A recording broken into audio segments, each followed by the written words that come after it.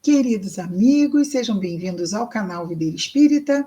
Meu nome é Cristina Brito, este é o programa Projeto 15 Minutos, o Céu e o Inferno, e aqui diariamente, à exceção dos sábados, nós estudamos por mais ou menos 15 minutos o quarto livro da Codificação Espírita, realizada por Allan Kardec, O Céu e o Inferno. Atualmente estamos na segunda e última parte desta obra e hoje vamos dar início ao 6º capítulo desta segunda parte, quando a segunda parte vai tratar dos exemplos, e o capítulo 6 vai falar de espíritos criminosos. No 5 nós vimos suicidas, agora nós vamos ver o testemunho de espíritos criminosos. O primeiro espírito que Kardec vai trazer neste capítulo é de Verger. Verger é o nome que o espírito tinha na sua encarnação. E ele foi o assassino do arcebispo de Paris. Então, ele foi o assassino do arcebispo de Paris. No dia 3 de janeiro de 1857, Monsenhor Silbor, arcebispo de Paris, saindo da igreja de Saint-Étienne-du-Mont, foi ferido mortalmente por um jovem padre de nome Verger. O culpado foi condenado à morte e executado em 30 de janeiro, no mesmo mês. Até o último momento, não testemunhou nem lamento, nem arrependimento, nem sensibilidade. Pronto. Evocado no mesmo dia da sua execução, então ele foi evocado no próprio dia 30 de janeiro de 1857, deu-se então o seguinte: primeiramente, evocação. E ele responde: estou ainda retido no meu corpo. Olha que já, claro, tinha sido naquele dia, não é? E aqui, no item 2, Kardec pergunta: é que a vossa alma ainda não está inteiramente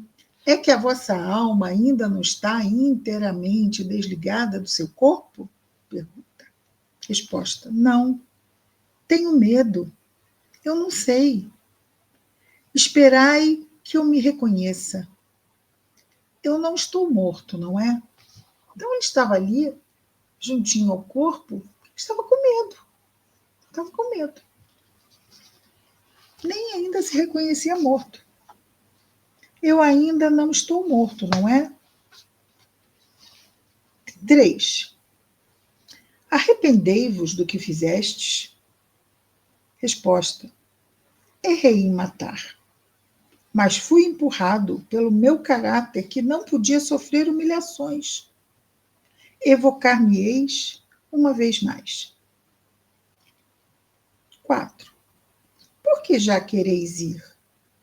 Resposta: teria muito medo se o visse. Temeria que ele fizesse o mesmo comigo. Ou seja, ele teme que o arcebispo que ele matou, se o visse, faria o mesmo, mataria. Vejam, claro que ele está muito confuso, já que ele sabe que o arcebispo morreu, como ele poderia matá-lo se ele já estava morto? Mas aí ele acha que ainda não morreu. Olha quanta confusão, não é? Na mente do espírito. 5. Mas nada tendes a temer, uma vez que a vossa alma está separada do vosso corpo. Ou seja, ele não pode morrer segunda vez na mesma encarnação, não é? Afastai todas as inquietações. A sua inquietação não é razoável. Resposta: que quereis? Sempre sois senhor de vossas impressões? Não sei onde estou. Eu sou louco. Está altamente perturbado. Porque é tal coisa. Ele está dizendo, mas é senhor das impressões? É assim que ele percebe. Não é que ele queira perceber isso. É assim que ele percebe. 6. Tratai de vos tranquilizar, diz Kardec. Resposta: eu não posso. Quer dizer, não posso me tranquilizar, uma vez que sou louco. Esperai, vou fazer voltar toda a minha lucidez. Então, o que ele chama de loucura é essa perturbação pós-morte. 7. Pergunta Kardec. Se orardes, isso poderá vos ajudar a reunir as vossas ideias? Botar as ideias no lugar, não é? Resposta. Sim. A misericórdia de Deus é infinita. Sempre o acreditei. Não vamos esquecer que ele era padre. Então, era um homem de fé. 9. Agora, dai-vos melhor conta da vossa posição? Resposta. É tão extraordinária que não posso ainda dar-me conta. O fato de se perceber morto é bem extraordinário. Nós, né, encarnados, ele ainda está com todas as impressões de um encarnado, ele morreu naquele dia. 10. Vedes a vossa vítima? Resposta. Parece-me ouvir uma voz, parecida com a sua, quer dizer, da vítima, e que me diz: eu não te quero mais, mas é o efeito da minha imaginação. Eu estou louco, vos digo, porque vejo meu próprio corpo de um lado e a minha cabeça do outro. Quer dizer, ele foi decapitado. E, entretanto, parece-me que vivo, mas no espaço, entre a terra e o que chamais céu. Sinto mesmo o frio de um cutelo caindo sobre o meu pescoço, né? Na decapitação. Cutelo é a lâmina que cai sobre o pescoço. Parece-me que vejo no pescoço, mas é pelo medo que tenho de morrer. Parece-me, ele ainda não percebeu de tudo, não realizou de tudo, né? Parece-me que vejo quantidade de espíritos ao meu redor, mas olhando com compaixão. Eles conversam comigo, mas não os compreendo. 11. Entre esses espíritos, há algum cuja presença vos humilhe por causa do vosso crime? Resposta. Eu vos direi que não há, senão um que temo, aquele que feri. 12. Lembrai-vos de vossas existências anteriores? Resposta. Não, estou no vago. Creio sonhar uma outra vez. É necessário que eu me reconheça. 13. 3 dias mais tarde. Então, acabou aí aquela primeira evocação. 3 dias mais tarde, ele é evocado de novo e Kardec pergunta: reconhecei-vos melhor agora? Resposta: sei agora que não sou mais desse mundo. E não lamento. Lamento o que fiz, mas o meu espírito está mais livre. Sei melhor que há uma série de existências que nos dão os conhecimentos úteis para nos tornarmos perfeitos, tanto quanto a criatura o possa. 14. Fostes punido pelo crime que cometestes? Resposta: sim. Lamento o que fiz e sofro por isso. 15. De que maneira fostes punido? Resposta: do crime sou punido porque reconheço a minha falta e dela, da sua falta, peço perdão. Da minha falta, no caso ele falando, peço perdão a Deus. Sou punido pela consciência da minha falta de fé em Deus e porque sei agora que não devemos cortar os dias de nossos irmãos, ou seja, assassinando, não é? Sou punido pelo remorso de ter retardado meu adiantamento, fazendo falso caminho e não tendo escutado o grito de minha consciência que me dizia que não era matando que chegaria ao meu objetivo. Mas deixei-me dominar pelo orgulho e pelo ciúme. Enganei-me e disso me arrependo, porque o homem deve sempre fazer esforços para dominar as suas más paixões, suas más tendências, e eu não o fiz. 16. Que sentimento experimentais quando vos evocamos? Resposta: um prazer e um temor, porque não sou mau. 17. Em que consistem esse prazer e esse temor? Resposta: um prazer em entreter-me com os homens, ou seja, com os encarnados, e poder, em parte, reparar a minha falta, confessando-a. Um temor que não saberia definir, uma espécie de vergonha por ter sido assassino. 18. Quereríeis ser reencarnado na Terra? Sim, resposta do espírito. Verger. Sim, eu o peço e desejo encontrar-me constantemente exposto a ser morto. E disso eu tenho medo. Quer dizer, assim como ele matou alguém, ele também vai ficar exposto a vir a ser morto numa próxima encarnação. Monsenhor Cibur, sendo evocado, agora terminou ali, e aí Kardec diz que o Monsenhor, o que foi assassinado, também foi evocado. Disse então que perdoava o seu assassino e orava para o seu retorno ao bem. Acrescentou que, embora presente, não se mostrou a ele para não aumentar o seu sofrimento. O medo de vê-lo, que era um sinal de remorso, já era um castigo. Então, era um homem bom assassinado, né? Já havia perdoado o seu assassino. Aqui há uma pergunta que Kardec faz, e é a seguinte: o homem que comete um assassínio sabe, em escolhendo a sua existência, que se tornaria assassino? Claro que não, ninguém vem para fazer o mal, não é? Mas vamos lá a resposta. Resposta: não. Sabe que escolhendo uma vida de luta, há chance para ele de matar um de seus semelhantes, mas ignora se o fará, porque quase sempre teve luta nele. Ou seja, há uma luta de consciência. Ele mesmo viu que não deveria fazer e poderia ter seguido essa advertência da sua consciência. Não seguiu.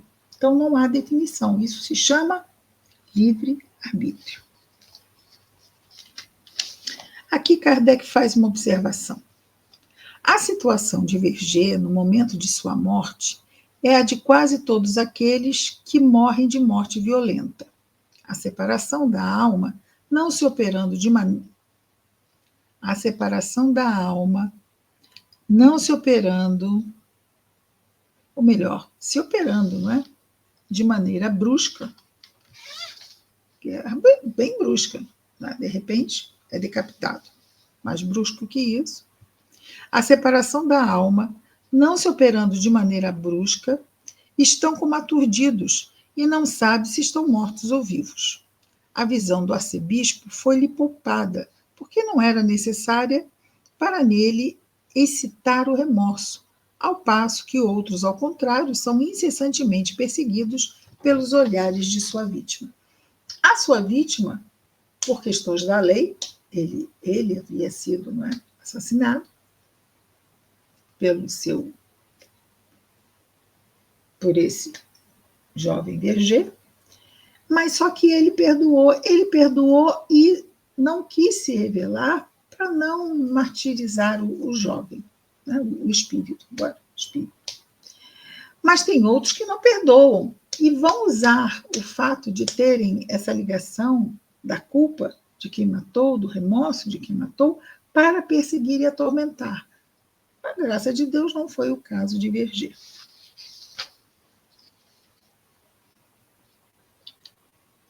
Aí continua aqui com o Kardec comentando. A enormidade de seu crime, diante do seu grande crime, Verger acrescentara não estar arrependido do crime antes de morrer.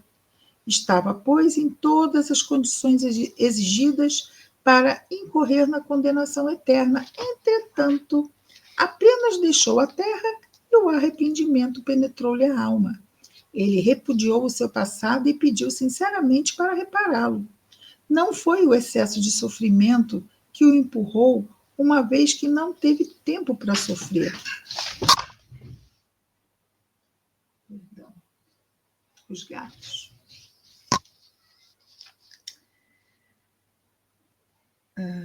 Não foi o excesso de sofrimento que o empurrou, uma vez que não teve tempo para sofrer. Então, ele não se arrependeu porque ficou sofrendo e então se arrependeu. Assim que ele desencarnou, ele se arrependeu. Então, não foi o sofrimento que o fez arrepender-se.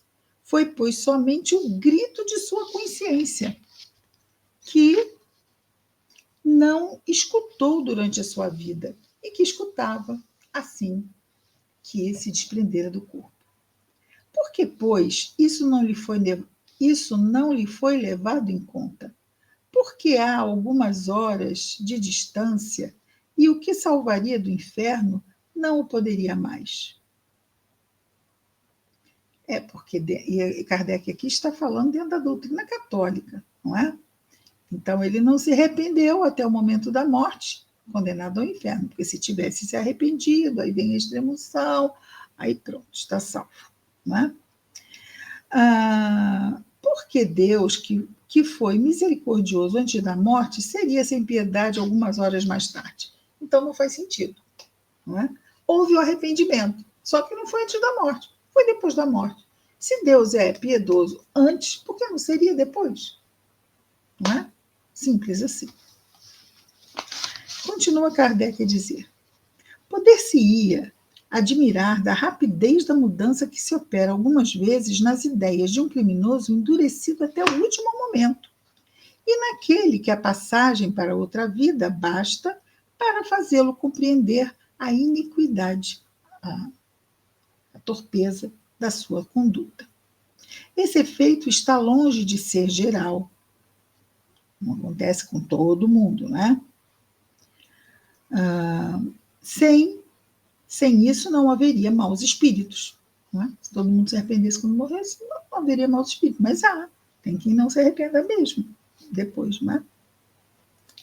O arrependimento frequentemente é mais tardio, e daí a pena se prolongar por causa disso. E ele termina dizendo-nos assim: a obstinação no mal durante a vida é, por vezes, uma consequência do orgulho, que se recusa a dobrar e confessar os seus erros. E ele estava ali, não é? Orgulhoso, se sentindo ferido, e daí foi e se obstinou a cometer o crime. E Kardec diz: depois o homem está sob a influência da matéria que lança um véu sobre as suas percepções espirituais e o fascina. Esse véu cai devido à morte, não é? Uma luz súbita o aclara e ele se encontra como desiludido, porque agora, não é, ele vê, ele percebe. Então ele estava iludido pela matéria, e se desilude.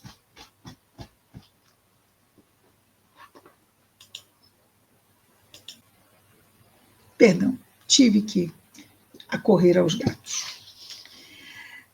Então, terminando aqui, desiludido, não é? O pronto retorno a melhores sentimentos é sempre o indício de um certo progresso moral cumprido, que não pede senão uma circunstância favorável para se revelar, ao passo que aquele que persiste no mal mais ou menos por muito tempo, depois da sua morte, incontestavelmente é um espírito mais atrasado, mais endurecido, em que o instinto material abafa o germe do bem, e a quem são necessárias novas provas para se melhorar. Então, sim, pode acontecer que, tirando esse véu da materialidade por causa da morte, a consciência, a clara percepção, e muitas coisas podem se dar logo depois da desencarnação. Os mais endurecidos vão levar mais tempo e vão precisar que a providência divina ofereça novas provas para despertá-los para o bem.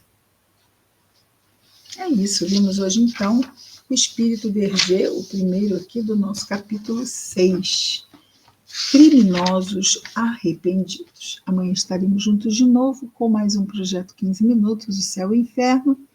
Até lá, muita paz a todos.